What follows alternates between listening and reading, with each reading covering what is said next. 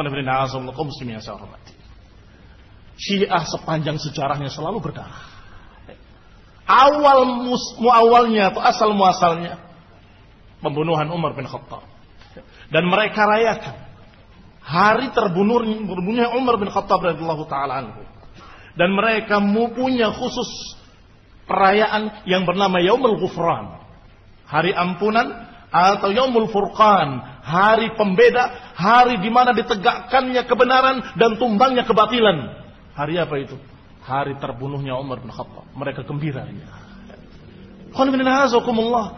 Asal muasalnya sudah pertumpahan darah dan akan berlanjut demikian sepanjang sejarah.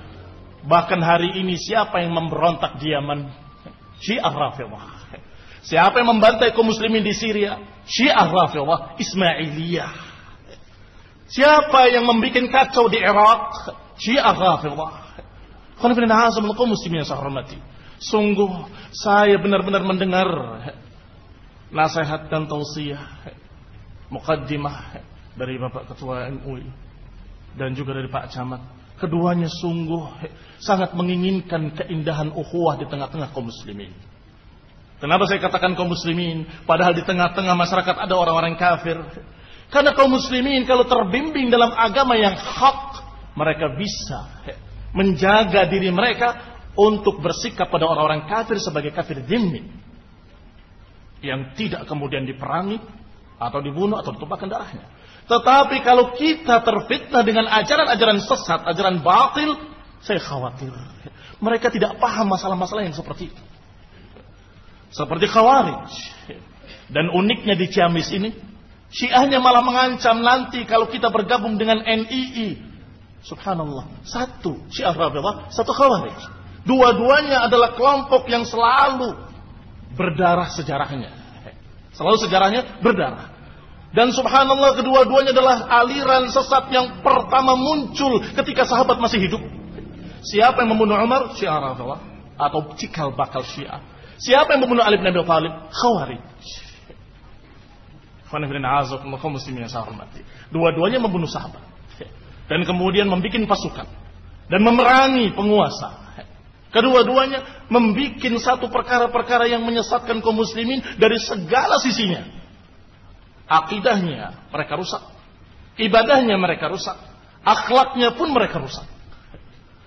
Akidahnya sudah jelas semakin berkembang sampai mereka tidak hanya menyatakan Ali sebagai imam yang hak, yakni wa al-wasi kata mereka, tetapi lebih daripada itu, bahkan mereka mengatakan bahwa Ali yang semestinya jadi nabi.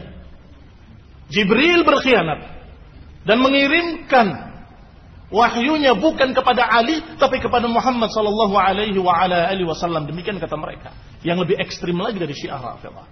Wallah, Ali bin Abi Thalib sangat jeli bahwa ini berbahaya. Harus segera diatasi. Dan ikhwan fillah azakumullah, sampai kemudian di antara mereka yang lebih ekstrim lagi menyatakan bahwa Ali Tuhan kami. Na'udzubillah min dzalik. Dan jangan dianggap ini adalah perkara dusta atau perkara yang diada-adakan. Justru munculnya di zaman Ali masih hidup. Sehingga tertulis dalam sejarah bahwa Ali bin Abi Thalib membuat mereka untuk berkumpul dan menyatakan pada mereka, taubatlah kepada Allah. Mereka tidak mau taubat. Sampai Ali menyatakan berarti mereka murtad. Hukumnya murtad adalah yustatab thalathata ayyam wa in taba wa illa duribat 'unuquh. Hukumnya orang murtad adalah diminta taubat 3 hari kalau mau taubat. Kalau tidak maka dipenggal lehernya atau dibunuh. Tetapi Ali bin Abi Thalib waktu itu menyatakan bakar mereka. Mereka dibakar.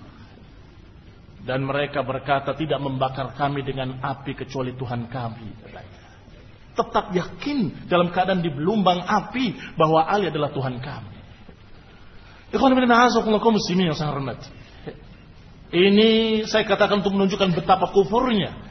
Masalah hukum murtad tadi untuk menunjukkan betapa kufurnya, bukan untuk membiarkan kalian membunuh mereka dan menghalalkan darah mereka, tidak. Ali bin Abi Thalib khalifah, amir, penguasa dan pemerintah, sedangkan kita rakyat jelata tidak punya hak untuk menumpahkan darah. Kecuali kita hanya mengadukan kepada mereka para penguasa yang memiliki hak untuk menghukum mereka. Ikhwan fillah muslimin yang saya hormati. Sebagian mereka ditahan Dipenjara oleh Ali bin Abi Thalib. Dan terus Al-Quran dibacakan di lidahnya. Kenapa? Karena mereka merasa hak.